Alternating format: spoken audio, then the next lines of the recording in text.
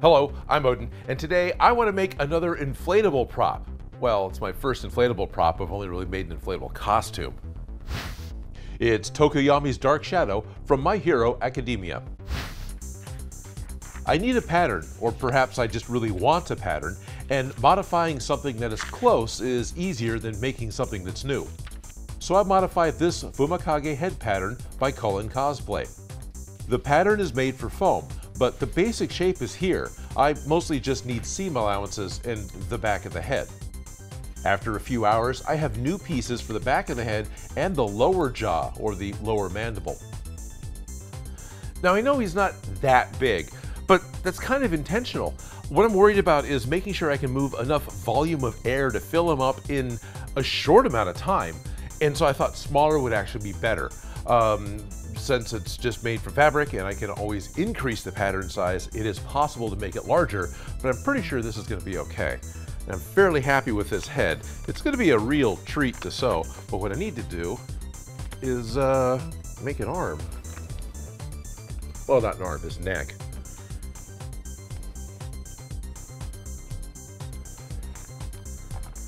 You know, I don't think that's all that bad. As a place to start, I measure my arm and wrist, and the length of my arm.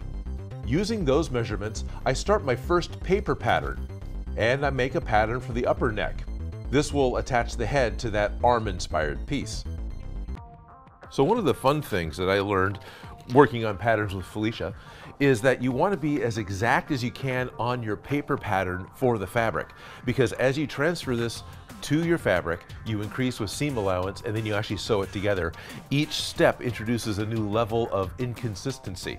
So you want to start as perfect as you can so you can be as close to the pattern that you want at the end.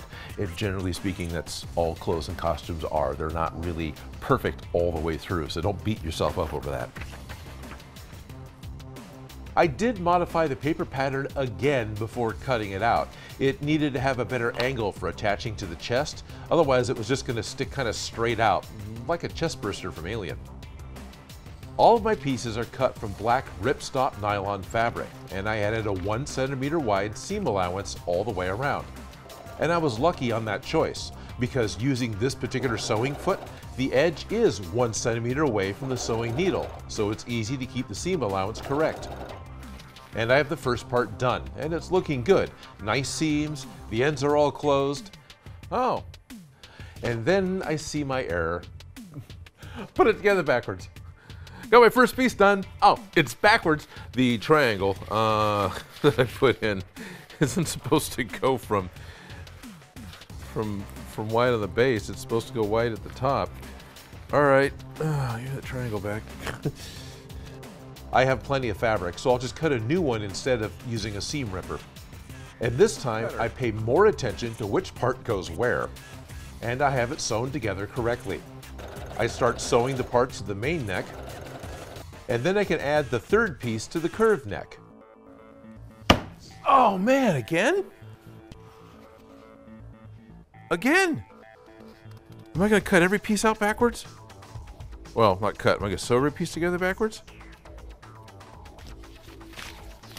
Again? Cut a new set, sew them together correctly, and I start to look at adding the flat base, which was cut to fit my first design. And here's an interesting issue. That is not at all the same size. That is way too not right. Okay, so this is the diameter that I want. It's because it's on an angle. All right. Do you remember when I said I modified the neck? Well, I didn't modify this base circle. So I use a bit of foam edge from some format foam to figure out the size that I want, and I cut out a new piece. Invert the neck, and I sew the base to the wide end of the neck. I'll cut a hole for the airflow tube later when I need it. I place the upper neck onto the main long neck with the right sides of each fabric touching, and I sew the two pieces together. Then I turn them back right side out, and do a test inflate with a hairdryer. This fabric is very airtight and inflates nicely. Now I just need to make the head. Some of these pieces I made duplicates of while I was doing it. So we got the lower jaw. But what I didn't copy was the side of the head pattern. So I needed to cut up my paper prototype and trace the head again and add in the 1 centimeter seam allowance. I copied all the pieces with the added seam allowance. You might think, why didn't you just add on the seam allowance while tracing out the first set of patterns? Well, trust me, I've tried that many times in the past while sewing, and I always forget one edge or they're just not that consistent. It's better for me to make a paper pattern exactly the way I want and then trace it. The first thing I do is close the dart that's in the front of the beak. This determines the left side and the right side of the head. I have a left and I have a right. Oh, good. Okay. The spikes in the back of the head seem easier to do than, say, the lower beak, so I start adding them to each half of the head. Oh, I did do a mistake. Oh, okay. I made a left and a right with the beak, but two of the same side with the spikes. So this one's sewed correctly, right? So got the two, got the beak, and that's the bottom. So this is correct. Is this the one that's wrong? This is the one that's wrong, okay. After I started to rip out the stitches, I realized just cutting new pieces would be easier and cleaner. And this time, I have a left and a right side of the head. And then I add on the top spike, because on my head, I'm only going to be making 5 spikes. Then I start to sew the halves together. There is also a single panel that joins the 2 halves at the very back of the head. This will help keep the head the right shape, and it'll prevent it from inflating like a balloon. Now half of the neck is going to be attaching over this panel, so I cut a hole in it for better airflow. I sew the main seam to connect the sides, from the top spike to the tip of the beak. And it still feels like I'm making a really weird glove. I turn the neck inside out and try to figure out how I'm going to attach the neck to the head. It's not as simple as just sewing a sleeve to a shoulder. There's an extra panel in here that needs to be inside of the opening as well. Slowly I realize my only option is to hand sew this part, because the machine will just sew through all the outside layers that I don't want stitches in. This seemed like a good idea. This seemed like a fun idea. So it seemed. There was a couple of seams I could do with the machine, so I get those attached first. It's got kind of a blunted beak, but that's all right. Well, all right. Looks fine, right? He's inside out. It's kind of like using the transporter in Galaxy Quest. He's inside out and exploded. I use a small screwdriver to push the spikes back to being right side out, and I make sure that all of him is right side out and that all the parts are lining up just the way I want them. As long as the wrinkles aren't too bad when he finally gets around to just inflate, okay? Okay, a little bit of hand stitching, and I got the head actually attached to the neck, and it looks like it's gonna be working. But what I need to do next is get the jaw attached, and I've got the jaw started here. The lower part of the beak is still a jaw, right? The lower jaw, and attach that here, and that's gonna have to be hand done. And it just so happens that I've got a friend in the shop who not only is a Tokoyami cosplayer, but is accomplished at hand sewing stuffed animals for his siblings. Skylen, would you? I don't know how else to. Hey, I've got a guest in the show. How else do I do this? You know. I'm here. I exist. Okay. Wild. Wild. So you actually helped me already with doing the back of the head, and I really appreciated that. It's no problem. Thank you. What I like to do is get the jaw put in, and I don't know. I'm assuming to do the inside of the mouths together first, and then just kind of force it the rest of the way in. I don't know how else to put it. Basically, what we'll be able to do, it's kind of like putting on a limb if you're building like a teddy bear or something like that. Okay. Where we'll just have to, because this is, for all intents and purposes, a circle, right? Yes. So then we just attach it at one end, and that'll give us an anchor point where we can then just loop it all the way around. Okay. And it's just a matter of hoping that the seam allowance is good, and that there's enough material on either end to really get it stuck together right. Sure. If it ends up being a little small, I would just close up more of the back of the neck. Yeah, that should be fine. Okay. Yeah. Cool. Yeah. If you don't mind, I'll pass this off to you and let you do that. Of course. And I'll start modifying a shirt that we can mount this guy to so you can actually wear it. You know, that would be really helpful. Okay, good. All right, and I'll take you. I'll make this quick because we actually found a better idea. But my first plan was to cut down a work shirt to wear under Tokoyami's cloak. It'd be made into a vest by cutting off the collar and sleeves, and Dark Shadow would just Velcro to the front of the shirt. Now Skylen was patiently hand sewing the lower beak into place, making adjustments, closing the inside of the mouth, making new filler pieces, and sealing up behind the beak. Now he says that hand stitching is something he finds relaxing or even meditative. Totally forgot I actually love hand sewing stuff, so this is nice and chill. It's like, oh wait a minute, this is enjoyable. It's good, it's zen. Zen with occasional stabbing. I also knew we were going to need a pouch to hold the inflation fan. Now I'm using just a replacement fan that's sold for those inflatable costumes like the T-Rex costumes. And I used a sleeve from the shirt and made a simple-ish pouch that can just be attached to the belt. So what I ended up with was kind of a sloppy pouch, but it'll work. The fan just attaches on the inside. I've got a small hole the USB cord can come out of the back, and then that's able to Velcro close with a hole for the exhaust, which I'll actually have to run a tube through. I'm not going to just pretend like the air is going to go where I want it to go. And I've got a belt loop on the back, so that can just hang easily on Skylen's belt, and the guy wears a utility belt anyway, so this will work. Now I just need to put, what I'm concerned about is, this is just a flat plane, and he's wearing a cloak. It'd be very easy for the cloak to get sucked up against this, and that's just going to kill all the pressure. What I'm looking at doing is using a cat toy. We're going to cut the bottom off, and then I'll just wire that directly onto the grill here. And hopefully that'll be enough that it won't just immediately seal. That if the cape starts to get pulled down over it, it'd be easy enough to knock it away and then keep it clear without it just being done, right? That's the thought. So let's break a cat toy. I snipped the bottom half of the cat toy and used twist ties to attach it to the intake grill of the fan. Now these orange fans don't last forever, so I wanted something easy to move to a replacement fan if that's needed.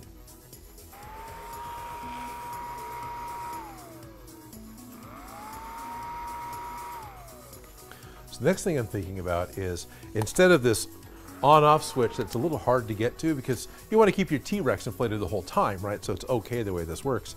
I actually want to hook up a little momentary switch, like a little thumb switch. You put a stick in the hand and do the switch. And that way when you press this, it inflates and out comes Dark Shadow. And when you let go, it stops and he kind of falls. So that's kind of what I want to do next. And I think all I need to do is wire up the momentary switch to short out the permanent switch, right? Just like a jumper, and that should work fine. The inside of the battery pack is very simple. I just need to bypass the on-off switch.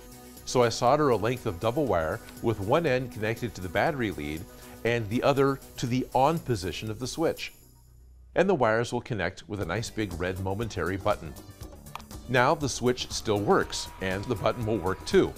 Options are good to have, and he's not stuck always holding the red button. I hot glued the button to a piece of tube that I had. This tube is actually the end of a golf club shaft. And then I've got a wire strain relief thingy that I hot glue onto the other end. It kind of finishes the look, so it's not just an open tube, and we'll wrap the whole thing with hockey tape later for a better grip.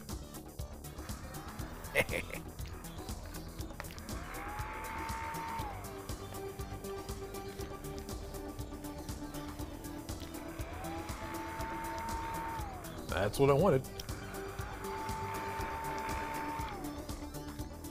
I have a short length of vacuum cleaner tube that fits over the end of the fan, and I'll just tape that down in place. We've got one mostly complete Dark Shadow. All right. I'm digging the mouth. It was a time and a half to get that thing on, but it's on. But it's on. Yeah, I blame the guy that's made the lower beak. So if this is flat against you, then probably coming up here is going to be the best. Do you still have the ring from that?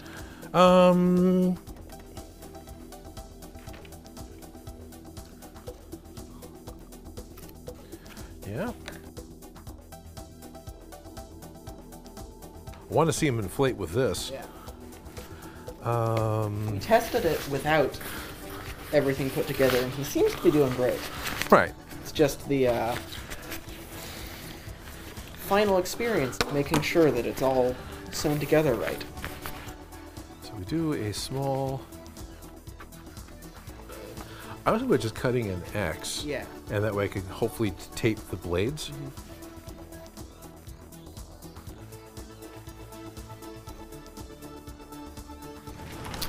And hope that this is airtight enough. Yeah. Well, it doesn't have to be perfect. Yeah.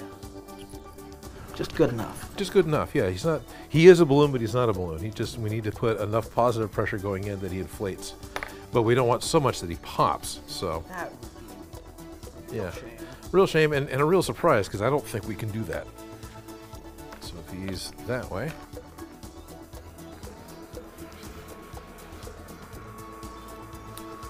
Well, that's if he's attached. That's actually working extremely well. Holy cow.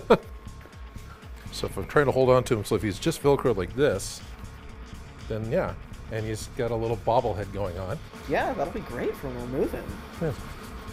Nice. And then if you let go, yeah, he takes a little while to go away. Okay. So now I'll go ahead and inflate him. That's fast. That's pretty fast. That's not so bad. Nice. So I think what I like to do next is get some Velcro tabs around the bottom here. And actually just holding them like this isn't that big of a deal. Yeah. So we just kind of sew some Velcro tabs so you can just be right to a shirt or anything else if you want to upgrade the thing that I put together. And then what I want to do for the eyes is actually get some highly reflective tape. In person, it'll just be yellow, but if anyone takes a picture of you with a flash, it should reflect and have the glowing eyes. Which works out wonderfully because the eyes on my actual Tokoyami head, the pupils are done with reflective tape for car bumpers. Oh, wow, okay. So, works Perfect. out just fine. And also, I think it'd be really cool to take a little bit of purple and sponge paint some highlights on them, maybe. Oh, really get the shadow look to it. Yeah, get the shadow look to it. Because I'm okay with this, but I think a little bit of color would do him some good. Yeah, just a bit. I attached 4 small strips of Velcro to the base of Dark Shadow, and we thought of a better idea than wearing the vest. It's an elastic back brace, just a simple, inexpensive one.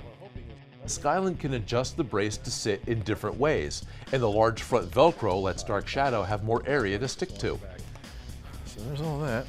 Is that going to do it?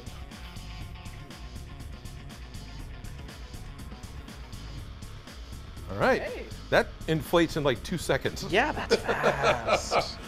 All right. All right.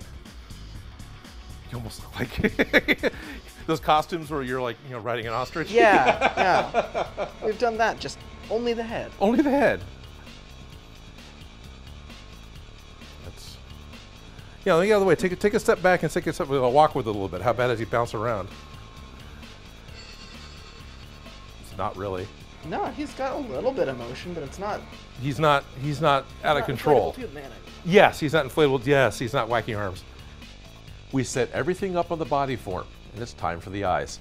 To make the eyes, I modified some reflective stickers.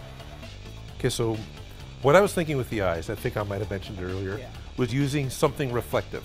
Something that if someone takes a flash photography, then you would get a reflection. Yeah. You had said that's what the way your red pupils are in your mask, right?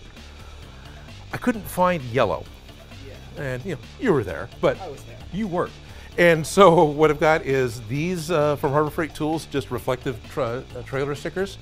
And I took a pair of them and rubbed them down with denatured alcohol just as a precaution to try and take off anything that might have been on there.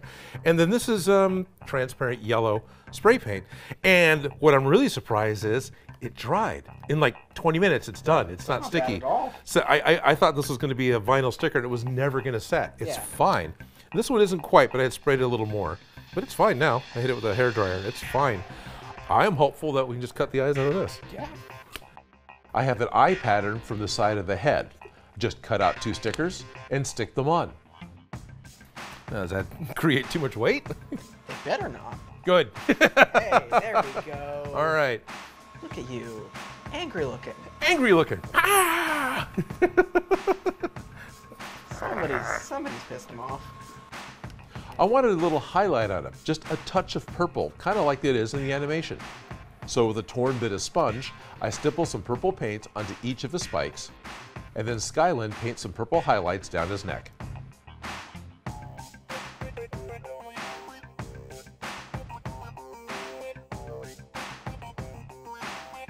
Most of the materials I used for this project I picked up locally. I put a list in the description.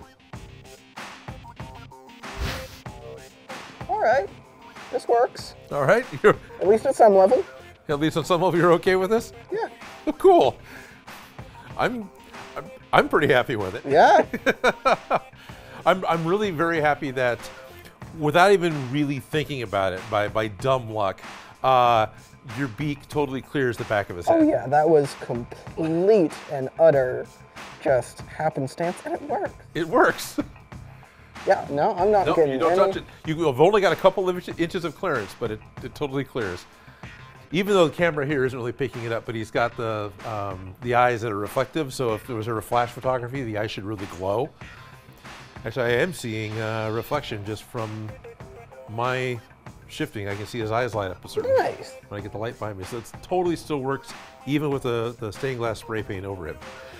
And because those fans don't last forever, I'm really glad that it's going to be easy to swap the fan out if you need to in the future. But, you know, I've made an inflatable costume. I thank you very much for your help and participation More with than making an happy. inflatable a prop. And I know that you and I talked about this, or at least I talked to you about this a couple of years ago. It's like, hey, what if we did this thing and it like inflated? Oh yeah, that was Yeah, that was so long ago. 2 years, 3 years ago. Easy. Right. So thank you very much for coming all the way out to my shop, participating in this, and putting together a crazy idea that I had a long time ago. That worked. It works, right? Because, you know, there's going to be lots of different ways that you could make a dark shadow prop, but this is how Odin makes.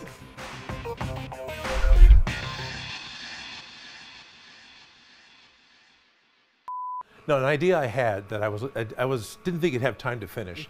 Some really lightweight gossamer black fabric, and put that off the back of his head so they just kind of do the That would be... Halloween fire Yeah, thing. yeah. That would be something to try in the future. Right.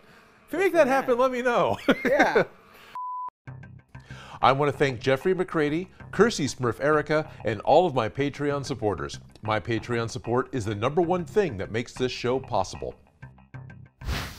If you like the video, don't forget to subscribe. Have an idea for something for me to make? Please leave a comment below.